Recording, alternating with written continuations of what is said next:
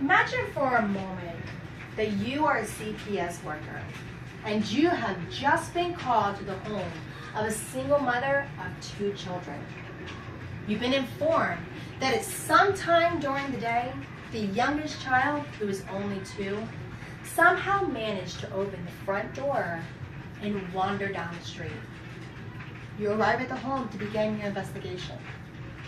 How is it possible for a child to have gotten out without anybody realizing it? As a CPS worker, it is your job to ensure the safety of every child that you encounter. One very important tool that you can use to ensure that this is possible is your ability to communicate. Being able to communicate is crucial to every person that lives on this planet. Not only through vocal conversation, but also through body language. I am currently studying to become a social worker, and I feel that learning how to communicate properly by using body language can and will be very valuable for me to learn. Communication is more than just saying audible words. It also involves the use of body language, including body movements, gestures, and postures. According to Stephen and Susan Beebe and Diana Ivory's 2016 publication of Communication Principles for a Lifetime. Today, I would like to talk about the importance of nonverbal communication and how valuable learning this tool is to me in my journey to becoming a social worker. I will begin by explaining how people can communicate by using body language. People communicate through verbal and nonverbal language. Stephen and Susan Beebe and Diane Ivory state that posture and movement are greatly affected by one's self-esteem and emotional state. Learning the techniques that are required to understand a person's posture says about their emotional state is important when you are trying to communicate with another individual. Learning to communicate through body language is more than just taking note of an individual's posture. Learning to understand one's facial expression and making eye contact is also very important.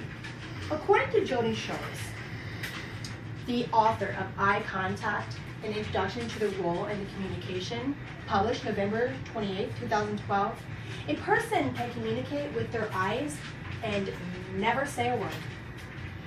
Now that I've explained that communication is both verbal and nonverbal, I will explain the importance of learning how to do so properly and how it's important for me to learn.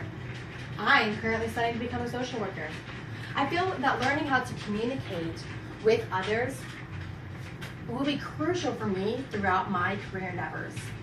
According to Stacy Ziegler, in the article Effective Communication Skills for a Social Worker, a social worker's nonverbal behaviors can go a long way when it comes to communication. Not only is it important to learn how to understand what others are communicating through their body language, it is also important for me to learn how to communicate with my own body. As a social worker, I will need to learn to use my own body to communicate with all parties that are involved and to show empathy and concern. There are signs that someone is being abused or that they are an abuser themselves that are shown through their body language. According to the Agency of Persons with Disabilities, behaviors of caregivers who may be an abuser include displaying controlling attitudes and behaviors, and using threats or menacing looks, body language, as a form of intimidation. Signs that someone is being abused can be seen with how the children interact with others. Communication is done with every person on this planet. Learning how to communicate with others properly is key. not only for verbal communication, but for nonverbal as well. Being able to effectively communicate with other people is crucial for every person to know throughout their life. However, for some, learning how to communicate without speaking can be more beneficial. I am studying to become a social worker, and being able to assess a situation without having to say a word will be crucial when making the best decision for the child that are involved. In the case of the young children that got out of the house unnoticed, it would be very important for the CPS worker to be able to read the environment of the family members and that are living in the house. A person's body language can give insight into whether or not they are being neglectful or abusive.